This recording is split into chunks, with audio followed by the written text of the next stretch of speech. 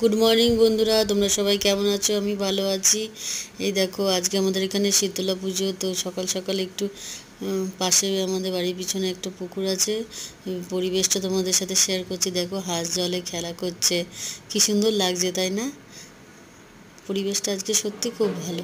তারপরে আমি স্নান করে এই যে পুজোর জন্য সব যোগাযন্ত্র করে নিলাম। কুলো আসবে, কুলো বরণ করব।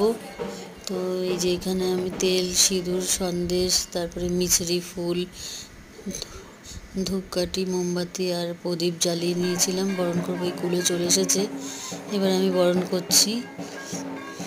এই যে সব আস্তে আস্তে একে একে বরণ করে নিলাম।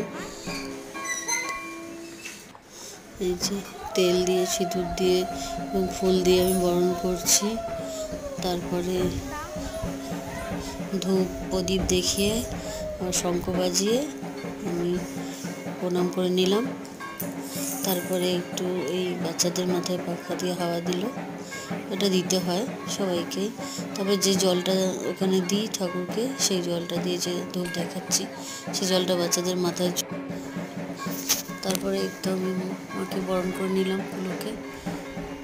আমি প্রদীপ দেখাচ্ছি।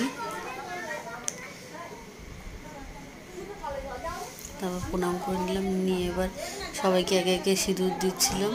হয়ে গেলে সবাই আমাকে তো সিঁদুর মাখিয়ে ভূত করে দিয়েছিল, আমিও সবাইকে ভূত করে দিয়েছিলাম সিঁদুর মাখিয়ে।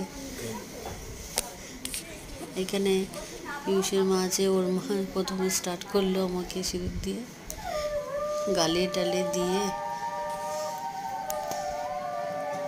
তারপর আমরা সবাই মিলে পাড়াতে কিছুটা গেছিলাম, পুরোটা পাড়া ঘুরতে পারিনি, এই সামনে গলিটা অব্দি গেছিলাম।